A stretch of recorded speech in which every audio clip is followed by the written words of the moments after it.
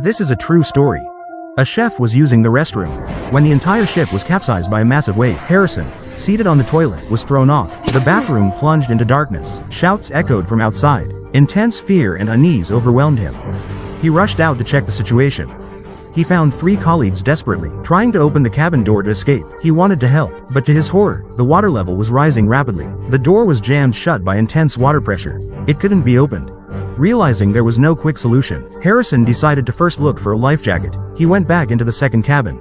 Outside, cries and shouts filled the air. He quickly grabbed a life jacket and a solar-powered lamp. Just as he prepared to leave, he realized the cabin door was also stuck due to water pressure. This meant the water level outside had risen sharply. It might have even completely flooded the corridor. Gradually, everything outside became eerily silent. He heard only the sound of the ship hitting the seabed. The light in his hand soon died. The room was pitch black. Harrison could only wait for rescue.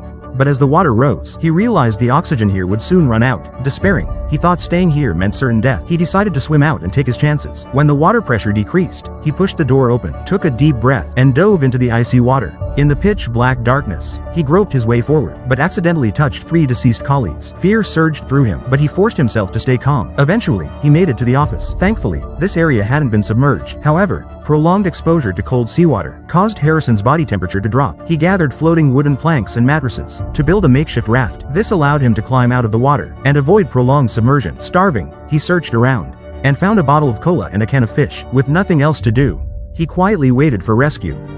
The environment was eerily quiet, making underwater sounds clearer.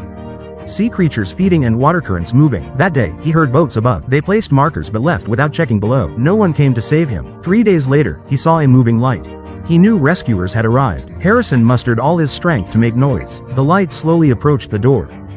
Harrison swam toward it. But to his dismay, the diver turned and swam away. He tried to chase after them, but the diver was too fast. Harrison couldn't believe what he'd just seen. Was he destined to die at the bottom of the sea? Just as despair set in, another light appeared. It was closer this time, so he swam toward it. Reaching out, he grabbed the diver's leg. In the dim environment, the diver, who was inspecting bodies, was startled by the sudden appearance. After a brief moment of shock, Harrison led the diver back to the office and explained the situation. Due to prolonged time underwater and high pressure, Harrison had to ascend slowly via decompression. He spent 2 days in the decompression chamber before he could fully recover.